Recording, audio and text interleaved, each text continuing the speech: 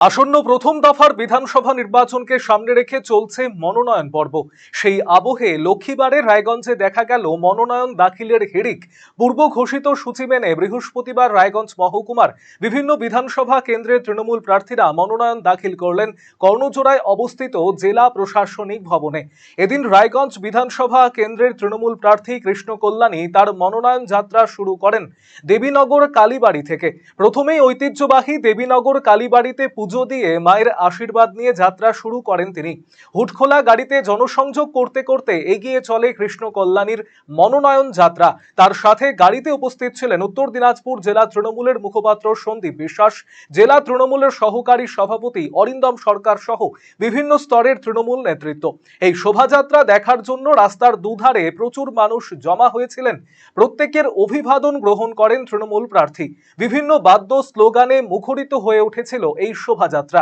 প্রায় কয়েক হাজার মানুষ এই মনোনয়ন যাত্রায় সামিল হয়েছিলেন। শহরের মূল রাস্তা পরিক্রমা করে শোভাযাত্রা পৌঁছয় কর্ণজোড়ায়। এরপর প্রার্থী এবং তার প্রতিনিধিরা মহকুমা শাসকের দপ্তরে পৌঁছন। সেখানে আনুষ্ঠানিকভাবে নির্বাচনী আধিকারিকের হাতে মনোনয়নপত্র তুলে দেন তৃণমূল প্রার্থী কৃষ্ণ কল্যাণী। প্রার্থী কৃষ্ণ কল্যাণী বলেন, মনোনয়ন ঘিরে সাধারণ মানুষের যে উৎসাহ তাতে তিনি আপ্লুত। রায়গঞ্জের মানুষ তাকেই সমর্থন জানাবেন এমনটাই আশাবাদী তিনি। বিগত দিনে নিজের নির্বাচনী এলাকায় উন্নয়নের খতিয়ান তুলে ধরেন তিনি। রায়গঞ্জবাসীকে আমার হৃদয়ের অন্তঃস্থল থেকে ধন্যবাদ, কৃতজ্ঞতা জ্ঞাপন করব। যেই হিসাবে রায়গঞ্জবাসী এই গণতন্ত্রের উৎসবে আজকে তারা সামিল হয়ে আজকে যেই হিসাবে আমাদের প্রতি তৃণমূল কংগ্রেসের প্রতি তাদের সমর্থন দেখালেন, তাদের উৎসাহ দেখালেন, তাদের ভালোবাসা দেখালেন, তার জন্য রায়গঞ্জবাসীকে হৃদয়ের অন্তঃস্থল থেকে ধন্যবাদ। গতবার আপনি বিধায়ক ছিলেন, এবছর আপনি আবার নির্বাচনের লড়াইটাকে এবার কঠিন মনে হচ্ছে? কঠিন না, আমরা দেখুন সারা বছর কাজ করেছি। আজকে আমরা সারা বছর আমার বিধানসভায় যে কাজ করেছি তার রিপোর্ট কার্ড সাধারণ জনগণকে দিয়েছি। 4.5 বছরের কার্যকালের আমি রিপোর্ট কার্ড দিয়েছি। সেখানে 550 কোটি টাকার বেশি আমার বিধানসভায় কাজ হয়েছে। আমার বিধানসভা 5টি অঞ্চল রয়েছে, কমলাবাড়ি 1, 2, মারাইকুড়া, গৌরী, বাহিন আর রায়গঞ্জ সদর শহর মিউনিসিপ্যালিটি রয়েছে। অভূতপূর্ব কাজ হয়েছে। আমাদের সমাধান অফিস নির্মাণ করেছি, সেখান থেকে মানুষকে 3.5 লক্ষ বেশি পরিষেবা দিয়েছি। মানুষের আপদে বিপদে পাশে দাঁড়িয়েছি। আজকে তার ফলস্বরূপ হিসাবে মানুষ আমাকে সমর্থন করছে, আমাকে নিজের ভালোবাসায় উজাড় করে দিয়েছে। প্রতিদ্বন্দ্বী কে হতে পারে বলে মনে করছেন? আমার দেখুন প্রতিদ্বন্দ্বীকে মানে সেই হিসাবে কেউ মনে হচ্ছে না। আমার মনে হয় সিপিএম, কংগ্রেস, বিজেপির মধ্যে 2 নম্বর নিয়ে লড়াই হতে পারে। 1 নম্বরের সাথে ফারাকটা অনেকটা বেশি। কত ভোটে জিতবেন বলে আশা করি? আমি আপনি বললাম এটা ঐতিহাসিক জয় হবে। রেকর্ড সংখ্যক ভোটে রায়গঞ্জ বিধানসভা তৃণমূল কংগ্রেস জিততে চলেছে। অন্যদিকে এই দিন নির্দিষ্ট এলাকা থেকে শোভাযাত্রা সহকারে এসে রায়গঞ্জে জেলা প্রশাসনিক ভবনে মনোনয়নপত্র দাখিল করলেন করণদিঘির তৃণমূল প্রার্থী গৌতম পাল, ইটাহারের তৃণমূল প্রার্থী মোশাররফ হোসেন, হেমতাবাদের তৃণমূল প্রার্থী সত্যজিৎ বর্মন এবং কালিয়াগঞ্জের তৃণমূল প্রার্থী নিতাই বৈশ্য। ইটাহারের তৃণমূল প্রার্থী মোশাররফ হোসেন বলেন, মনোনয়নে বিপুল সাড়া দেখা গিয়েছে সাধারণ মানুষের। সাধারণ মানুষ দুহাত তুলে সমর্থন জানাবেন বলে আশাবাদী তিনি।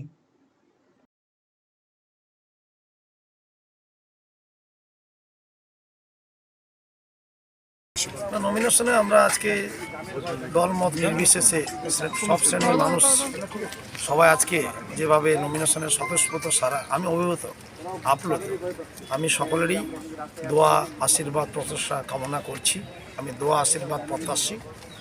আপনারা আমাকে ভাই বন্ধু সন্তান হিসাবে যেভাবে আমার প্রতি বিশ্বাস আস্থা রেখেছিলেন, আমি নিশ্চয় আপনাদের বিশ্বাস আস্থার আমানতের খেয়ানত করব না। তাই আপনাদের পবিত্রতম ভোটটুকু, মূল্যবান ভোটটুকু দিলে, আমরা ভরসা রাখলে আমরা উন্নয়ন, সমৃদ্ধি, শান্তি, সম্প্রীতি, সৌহার্দ্য, সৌভ্রাতৃত্ব এবং আমাদের ইটাহারকে যে বাংলার মানচিত্রে আমরা পৌঁছে দিয়েছি সর্বোচ্চ জায়গায়, মাননীয় মুখ্যমন্ত্রী যে মডেলের বারে বারে প্রশংসা করেছে, সেটা আমরা অব্যাহত রাখবই। সেক্ষেত্রে আজকে নমিনেশনে স্বতঃস্ফূর্ত সাড়া।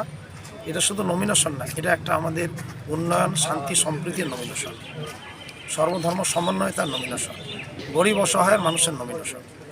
আর তাই আজকে দলমত, সর্বধর্ম সম্প্রদায়ের মানুষ আজকে স্বতঃস্ফূর্তভাবে নমিনেশনে আমাদেরকে শুভেচ্ছা জানিয়েছেন। আমিও ইটাহার মানুষকে, প্রিয় ইটাহারবাসীকে আপনাদের মাধ্যমে আমি এই নমিনেশনের আমি আর তাদের দোয়া আশীর্বাদ প্রত্যাশী। আমরা পর্যাপ্ত গাড়ি দিতে পারিনি, এত গাড়ির অভাব, তা না হলে লোকজন আরও জনসমুদ্র জনস্রোতের মতো বন্যার জলের মতো আজকে মাঠে নামতো। তবুও প্রচুর জনবিস্ফোরণ জনস্রোত আমরা দেখতে পেলাম। আগামীতে ইভিএমে তৃণমূল কংগ্রেস শুধু এই জেলাগুলো থেকে মানুষের আশীর্বাদ নিয়ে সরকার গঠনের পথে এগিয়ে যাবে। আপনার বিপরীতে দাঁড়িয়েছে অমল আচার্য, দীর্ঘদিনের রাজনীতির লোক, কি বলবেন, কি ভাবছেন? না, ওনাকেও আমি শুভেচ্ছা জানাবো। নমিনেশন করছেন আর কি। সব দলে স্বাধীনতা আছে, গণতন্ত্রের অধিকার আছে, সব দল সবার ভোট চাইবে, সবার কথা রাখবে, কিন্তু মানুষ এই সব দলকে অলরেডি অপ্রাসঙ্গিক করে দিয়েছে। মানুষ মনে হয় না এদের আর ক্ষমতায় নিয়ে আসবে বা ক্ষমতায় আসার মতো জায়গায় এনারা নেই। তাই উনি নমিনেশন করছেন, ওনাকে কোনো শুভেচ্ছা জানাচ্ছি, অন্যান্য দলকেও জানাচ্ছি। আসুন সকলে মিলে আমরা একসাথে খুব শান্তি সম্প্রীতি মিলে সুশৃঙ্খলভাবে আমরা ভোট প্রচারণা করি, ভোট গণতন্ত্র উৎসবে মেতে উঠি। হেমতাবাদের তৃণমূল প্রার্থী সত্যজিৎ বর্মন বলেন, সাধারণ মানুষের বিপুল সাড়া দেখে তিনি আপ্লুত। আগামী 23শে এপ্রিল মানুষ তাকেই সমর্থন করবেন।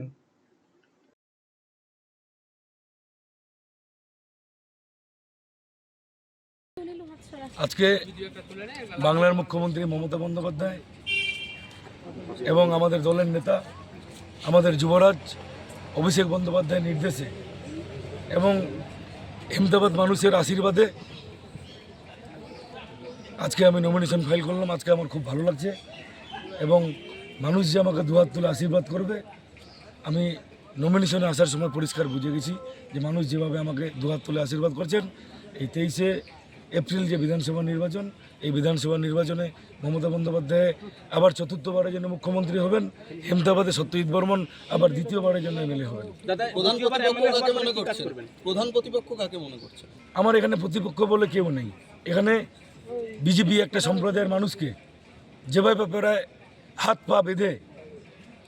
পা বেঁধে যেভাবে এই নির্বাচন করতে চাইছে, যেই শ্রেণীর মানুষকে হাত পা বেঁধে নির্বাচন করতে চাইছে, এই শ্রেণীর মানুষ যেরকম জবাব দিবে, তারপরে আরেকটা সম্প্রদায়ের মানুষ যে কাজ করছে না, শুধু জাতপাত করে হিন্দু মুসলমান করে যে ভোট চাইছে, এই হিন্দু সমাজ এই বিজেপিকে 23 এপ্রিলে জবাব। কালিয়াগঞ্জের তৃণমূল প্রার্থী নিতাই বৈশ্য বলেন, সাধারণ মানুষের যথেষ্ট সমর্থন রয়েছে। এই নির্বাচন অত্যন্ত গুরুত্বপূর্ণ। কালিয়াগঞ্জ বিধানসভা এলাকায় অনেক কাজ এখনো অপূর্ণ রয়েছে। নির্বাচনে জিতে সেগুলি সম্পূর্ণ করবেন তিনি।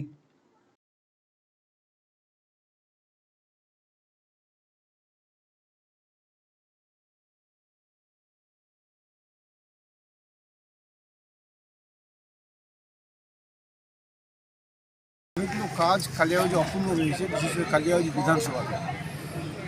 আমাদের একটা বড় হসপিটাল তৈরি হচ্ছে, যেটার কাজ আমরা প্রায় শেষের দিকে নিয়ে আসছি, কিন্তু তার বাইরেও অনেকগুলো কাজ হসপিটালে বাকি রয়েছে। ভালো ডাক্তার নিয়ে আসা, পরিকাঠামো তৈরি করা, ব্লাড ব্যাঙ্ক তৈরি করা, এটা একটা আমাদের মুখ্য জিনিস থাকবে, অর্থাৎ হেলথ ডিপার্টমেন্ট। আমাদের কালিয়াগঞ্জে একটা বড় শিল্প তালুকের জায়গা রয়েছে, সেটা আমরা নিশ্চিতভাবে সরকারের সাথে আলাপ আলোচনা করবো যাতে আমরা সেটা নিয়ে আসতে পারি। আমার কালিয়াগঞ্জ বিধানসভার মধ্যে বিরঘই বড়ুয়া দুটো পঞ্চায়েত রয়েছে। আমরা যেহেতু কালিয়াগঞ্জের মধ্যে অনেকগুলো রাস্তাঘাট, প্রায় প্রচুর রাস্তাঘাট করেছি, মোটামুটি 90% 95% করে নিয়েছি বড়ো রাস্তাগুলো, যেগুলো 1 কিলোমিটারের উপরে রাস্তা। কিন্তু বিরঘই বড়ুয়াতে এখনও অনেক রাস্তা খারাপ অবস্থায় আছে।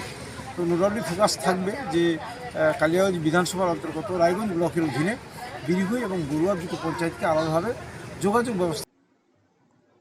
মনোনয়ন পর্ব শেষে সংবাদ মাধ্যমের মুখোমুখি হয়েছিলেন জেলা তৃণমূলের সভাপতি তথা ইসলামপুরের তৃণমূল প্রার্থী কানাইয়ালাল আগরওয়াল।